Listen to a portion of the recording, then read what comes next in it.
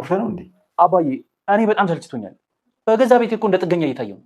ካሌብ ልጅ ማነው ጥገኛ ያደረገ? የኔ ማለት እኮ አንተ ነው። ቆይ ጉዳት የታየ ባለቤቴ ከውሽማዋ ጋር በገዛ ቤቴ ሲላለጡብኝ እረዳለሁ። የኔ ልጅ ግን ማስተዋል አለብህ። እኔም ግን ያንተ ነገር ያሳስበኝ። ፍቅረኛ አምጥቼ ልኖር ነው ሲለኝ ትንሽ ተረብሼ ስለነበረ መፍትሄ መሰለኝ እኮ። እህት ካልተመቸችኝ ሌላ ሴት መቀየር ይችላል። እባክህ እሱ መቼ አሳሰበኝ? የምትመጣው ፍቅረኛ እንጂ እቤቴ ውስጥ ሲባል ከርሞ እንደገና ዘሎ አንቀኛት። ቆይ ማን ነው በእኔ ላይ እንደዚህ እንድትጨክን ያደረገህ? ማን ይመስልሻል? አዲሷ ፍቅረኛ ነች። ማናት? አያገባሽም። እሷ እንዳንቺ ዘልዛላ አይደለችም። ስነ ምግባር ያላትና ሰው አክባሪ ነች። ከፈለግሽ ደውይልኝ። እሺ። ቆይ ይህች ልጅ ግን ማናት? ወይስ ከአባዬ ጋር ያለ ዝምድና ምንድን ነው? ቆይ ምን እየተከናወነ ነው? አይ ካሌብ እንደ ቀልድ የተናገረውን እንኳ አምርሮት ነው እንዴ ጋሼ። ታዲያ ከኔ ጋር ምን አገናኘው? የሚያገናኘውማ በጣም ስለሚወድሽ እዚህ ስትመጪ የሚወስድሽ መስሎት ይሆናል። እኔ አይደለሁም የምወሰደው። አላወቀኝም ማለት ነው። ከዛማ ትቻቸው ወጣው። ከርቀ ግን ሳያቸው እሷ ናት መሰለኝ አዲሱ ፍቅረኛ። ምን ማለት ፈልገሽ ነው? እንዴት ይሆናል? ወይኔ እንዴ አንተ ምን አናደደ? እኔ እኮ እንዳንተ አልተናደድኩም። አባዬ ኤደን እኔ እዚህ ቤት እንድትመጣ አልፈልግም። ለምን? ኤደን እኮ ጥሩ ልጅ ነች፣ አላስቸገረችም።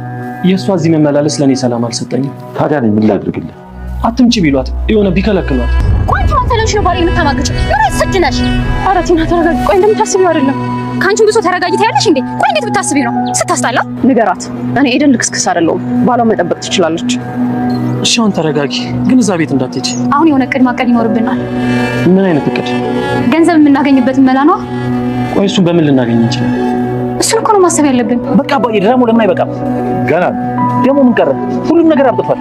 በቃ አባራቸው ቤቱ ያባዬ። ስለዚህ እሱ ታስካላለኝ ድረስ አልወጣም አልኩ። ወይኔ ካሌብ፣ ለነገሩ አንተ ምን ታረክ? አባዬን ያስደፈረኝ። ከወጡ ግን ከባድ አደጋ ሊያደርሱብን ይችላሉ። አንቺን ወይ ካሌብን አድፍተው ቢያጠቁስ? እኔ በጣም ሰልችቶኛል። በገዛ ቤቴ እኮ እንደ ጥገኛ እየታየው። ተረጋግተሽ አዳምጪ። ንገረኝ። ይኸውልሽ እነሱ ፍቅረኛሞች።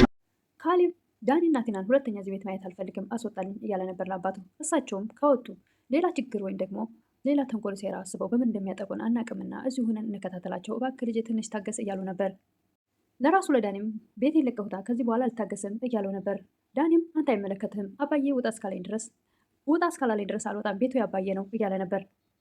ካሌብም በተለይ በባለፈው ክፍል ሳያስበው ሳሎን በተቀመጠበት መጥቶ ጉሮሮን አንቆት ነበርና ከዛ በኋላ ዳኒንም ሆነ ቲናን ሊያያቸው አይፈልግም። ዳኒን ለመበቀል ኤደን ጋር ደውሎ ሬስቶራንት እንገናኝ፣ አሁን ጥብቅ የሆነ የምነግርሽ የምታውቂው ነገር አለ ብሎ ተቀጣጥረው ነበር። እሷም ወዲያው በፍጥነት መታ ተገናኝተዋል ከካሌብ ጋር። ካሌብም ለኤደን ዳኒና ቲና እህታማቾች አይደሉም ፍቅረኛሞች ናቸው ብሎ በግልጽ ነግሯታል። ሰላም ጤና ይስጥልኝ ውድና የተከበራችሁ በመላው ዓለም ያላችሁ ኢትዮጵያውያን ኤርትራውያን ናችሁ። እግዚአብሔር ይመስገን ደህና ነኝ። የግፈኛው ሚስትና የሰራተኛዋ ፍጥጫ ክፍል 33ን አብረን እናያለን። የባለፈው ክፍል ካሌብ ቁጭ ባለበት ዳኒ በድንገት መተው አንገቱን አንቆት ነበርና ከኋላ የካሌብ አባት መተው ምን እያደረጋችሁ ነው ብለው ከላዩ ላይ ዳኒን ያነሳውና ምንድን ነው ምን እየሰራችሁ ነው ይላሉ። ወይኔ ካሌብ አንተ ነህ እኔን የምትደፍረኝ ውጣልኝ ከቤቴ ይላል። የካሌብ አባትም በፍጹም እንድነካው አልፈለገም። እጁን አንቀው ይዙታል ምንም እንዳያደርግ። ካሌብ አባትም አይሆንም አይወጣም። ቆይ እናንተ ቤተሰብ አይደላችሁም እንዴ? የሚስት ወንድም አይደል ይላሉ። ምን ሆናችኋል? ምንድን ነው የሚያጣላችሁ ይላሉ የካሌብ አባት። ካሌብም አባዬ እንዴት ልረጋጋ እያየሁ አይደል ዘሎ ሲያንቀኝ። የካሌብ አባትም ዳኒ ምን ነካህ? ጥሩ ልጅ አልነበርክ እንዴ ይላሉ። ዳኒም ይቅርታ አባዬ ተሳስቻለሁ። ምንድን ነው ያልተግባባችሁበት ይላሉ የካሌብ አባት። ካሌብም እኔ ምን አውቃለሁ እሱ እኮ ነው ዘሎ የተከመረብኝ፣ እሱን ጠይቀው ይላል ካሌብ። ዳኒም ይቅርታ ፍቅረኛ ምናምን ሲል እኮ ተረብሼ ስለነበረ ነው ይላል። እንዴ መብቴ እኮ ነው፣ እህት ካልተመቸችኝ ሌላ ሴት መቀየር መብቴ ነው ይላል ካሌብ። ዳኒም አንገቱን እያቅለሰለሰ ለብቻው ማውራት ጀምሯል። እባክህ እሱ መቼ አስጨነቀኝ፣ የምትፈጣው ፍቅረኛ እንጂ ስለ እሷ ነው እንጂ የተጨነኩት መቼ ስለ ቲና። የካሌብ አባትም በቃ ሁሉንም ተውትና ይቅር ተባባሉ ይላሉ። ካሌብም ለምን ምን አጥፍቼ ነው ይቅር ምለው ይላል። እንዴ የሚስት ወንድም አይደል ይላሉ የካሌብ አባት። እሺ ከፋዋል ብለህ አታስብም እንዴ? አይደል አባዬ ይላል ካሌብ። የካሌብ አባትም ቁጭ ብላችሁ መነጋገር ትችሉ አልነበረ? መተናነቅ ምን አመጣው እያሉ ነበር የካሌብ አባት። ይህ ትክክል አይደለም ይላሉ የካሌብ አባት። ዳኒም ይቅርታ ካሌብ ይላል። በል ካሌብ ይቅርታ አድርግለት ይላሉ የካሌብ አባት። ካሌብም ተነስቶ ጥሏቸው ይወጣል። የካሌብ አባትም ተከትለውት ይወጣሉ። ካሌብ ልጄ እባክህ ተረጋጋ ይላሉ። ቆይ አባዬ እንዴት ልረጋጋ? የገዛ ሚስቴን ሲያባልግ ከርሞ ጭራሽ ደግሞ በተቀመጥኩበት ዘል ያንቀኛል። እባክህ ልጄ እሱ እኮ ጭንቀት ላይ ነው ይላሉ የካሌብ አባት። እና እኔ ምን አገባኝ? እሱም እኮ የዘራውን ነው መልሶ የሚያጭደው። ቆይ ልክ አይደለሁም ይላል ካሌብ። ልክ ነህ፣ ግን እሱ እኮ ንዴቱ በሌላ ነገር ነው ይላሉ የካሌብ አባት። ገብቶኛል፣ አዲስ ፍቅረኛ ይዛሉ ስላልኩት ገና ለገና ኤደንን ነው ይላል እንዴ? ለማንኛውም በደንብ መጠንቀቅ አለብህ፣ ኤደንን በጣም ነው የሚወዳት ይላሉ የካሌብ አባት። ልክ ነህ አባዬ፣ አሁንም እኮ ሳላስበው ነው ዘሎ ያነቀኝ። ግን ደግሞ በራሴ ቤት ውሽማ ሆኖ መጥቶ ደግሞ እኔ ላይ እጅ ማንሳቱ አይገርምም? የካሌብ አባትም የመጣው እኮ ለገንዘብ ነው። አላማው ይሄ ነበር። ደግሞ ለዛውም ለሚወዳት ሴት እና ታዲያ የሰው ህይወት ማበላሸት ነበረበት ይሄ የማይረባ ይላል ካሌብ። የካሌብ አባት ክትክት ብለው ይስቃሉ። ቆይ ካሁን በኋላ ደግሞ ምን እየጠበቀ ነው? ገና ገንዘብ እሱ ሲያምረው ይቀራል። ገና ብዙ አተርፋለሁ ብሎ መጥቶ ባዶ እጁን ይወጣል ይሄ ሞኝ ይላል ካሌብ። የካሌብ አባትም ለማንኛውም ነገሮችን ስታደርግ በጥንቃቄ መሆን አለበት፣ አትቸኩል ልጅ እያሉ ነበር የካሌብ አባት። ቆይ መቼ ነው ከዚህ ቤት ውልቅ ብለው የሚወጡት? ይላል ካሌብ። የካሌብ አባትም የኔ ልጅ እባክህ ትንሽ ታገዝ፣ ሁሉም ዋጋውን ማግኘት አለበት። የካሌብ አባትም ከልጃቸው ጋር ተነጋግረው ሲመለሱ መንገድ ላይ ዳኒ ቁጭ ብሎ ያገኙታል። ዳኒ ልጅ ምን ሆነህ ነው? ተጨንቀሃል፣ ግራም ገብቷል ይላሉ። ዳኒም አባባ ቅድም ስላደረግኩት ነገር በጣም ይቅርታ፣ ልጅ ህይወት ላይ እንደዛ ማድረግ አልነበረብኝም ይላል ዳኒ። አሁን ሁሉም አልፏል፣ ለሌላ ጊዜ ግን አስተካከል ይላሉ የካሌብ አባት። ግን በምን ነበር የተጣላችሁት? ይላሉ የካሌብ አባት።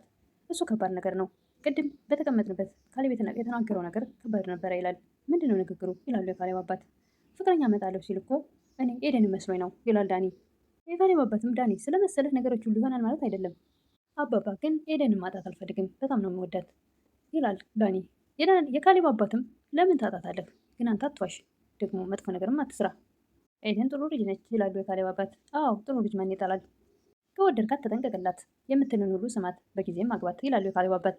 እኔ እኮ ማግባቱን ጠልቼው አይደለም፣ ማጣት ነው እንደዚህ ያደረገኝ ይላል ዳኒ። የካሌብ አባትም ደግሞ ብዙ አትስነፍ፣ መስራት አለብህ ይላሉ። እኔ እድለ ቢስ ነኝ፣ ምንም አይሳካልኝ ይላል ዳኒ።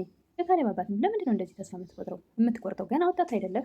እኔ እኮ ኤደንን ትልቅ ተስፋ ሰጥቻት እሱን ደግሞ መፈጸም አልቻልኩም። ቢሆንም ተስፋ ትቁረጥ፣ አንድ ቀን ታሳካለ ይላሉ የካሌብ አባት። የካሌብ አባትም ዳኒንም ካሌብንም መክረው ከተመለሱ በኋላ እቤት ሲመለሱ ቲና እቤት ቁጭ ላይ ያገኟታል። እስካሁን እዚህ ምን ትሰሪያለሽ? ይላሉ። አባዬ ይቅርታ አጥፍቻለሁ፣ ግን እኮ የልጅ ሚስት ነኝ። እሳቸውን ፈገግ ብለው የልጅ ሚስት ሆነች ነዋ ልታባረርኝ የተነሳሽው? አባዬ ያጥፋቴ ነው፣ አሁን ይቅርታ አድርግልኝ ትላለች። አይ ሌላ የምታጠፊው ነገር እየፈለግሽ ነው። ደግሞ እዚህ ቤት እኔ ጠንቃቃ ነኝ፣ በፍቅር ስለመጣች ነበር የተቀበልኩሽ። አባዬ በእርግጥ አጥፍቻለሁ፣ ግን ደግሞ የበፊቷን ቴና ለመሆን አንድ እድል ስጠኝ ትላለች። የካሌብ አባት እያለች ስታመናጨቃቸው የነበረ ቤቱ በእኔ ስም ሆነ መስሏት አሁን ላይ ደግሞ መልስ አባዬ ማለት ጀምራለች።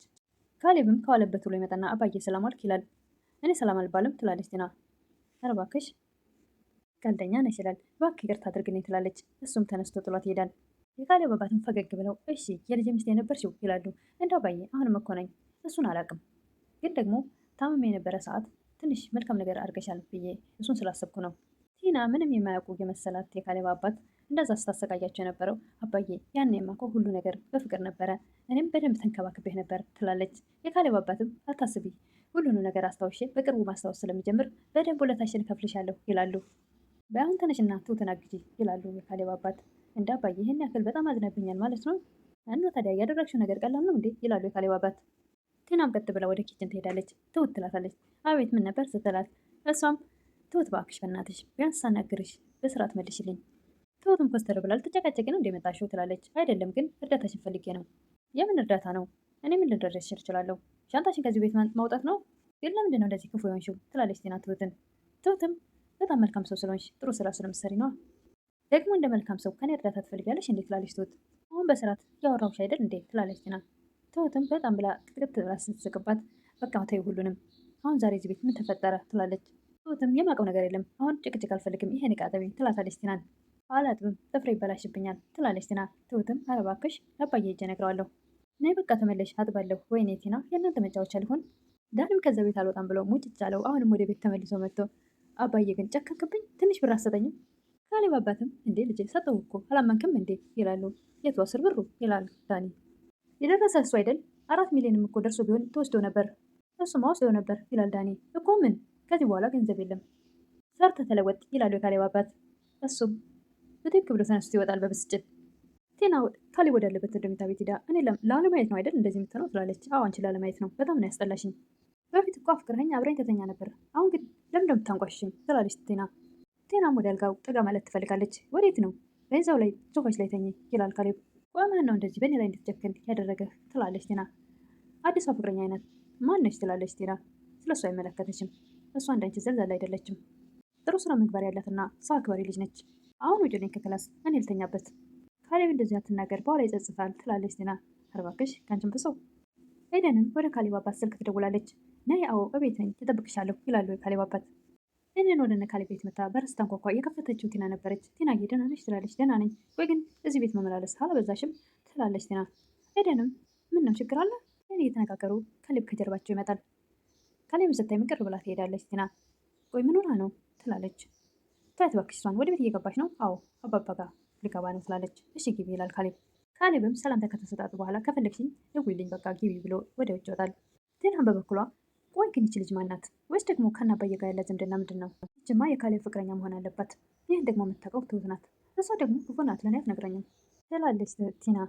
ኤደንም የካሌብ አባትን እኔ በጣም ጨንቆኛል ትላቸዋለች። ለምን ጨንቅሻል ልጄ? አንቺ ጠንካራ ልጅ አይደለሽ? ለምን እንደሆነ አላውቅም ዳን እየከበደኝ ነው። ጭራሽ የማላውቀው ሰው አይነት ነው የሆነብኝ። እሱንማ በደንብ ቀረብ ብለሽ ጠይቂው፣ በመሀላችሁ ምንም ሌላ ሰው አታስገቢ እያሉ ነበር የካሌብ አባት። በግልጽ አይነግረኝም፣ አሁን ጭቅጭቅ ብቻ ነው ከሱ ጋር ትላለች። እሺ እኔ ልጅ ምንድን ነው ማወቅ የምትፈልጊው ይላሉ የካሌብ አባት። እዚህ ቤት ስመጣ ለምን ደስም እንደማይለው ይሄ ብቻ ነው ማወቅ የምፈልገው ትላለች። ይህን ማወቅ ከፈለግሽ በደንብ አውጣጭው ራሱ ይነግርሻል ይላሉ የካሌብ አባት። እሱማ የሚለኝ ካሌብ ፍቅረኛ ላበጣ ነው አለ። አንቺ ነሽ ይለኛል። ቆይ ግን ምንድን ነው እየተካሄደ ያለው ትላለች ኤደን። የካሌብ አባትም ካሌብ እኮ እንደ ቀልድ የተናገረውን አምርሮ ይዞት ነው ይላሉ። እንዴ ታዲያ ከኔ ጋር ምን አገናኘው ትላለች ኤደን። የሚያገናኘውማ እዚህ ስትመጪ በጣም ስለሚወድሽ የሚወስድሽ እየመሰለው ነው ይላሉ የካሌብ አባት። ይህንም እኔ ቃለኝ እንደ የምወሰደው አላወቀኝም ማለት ነው።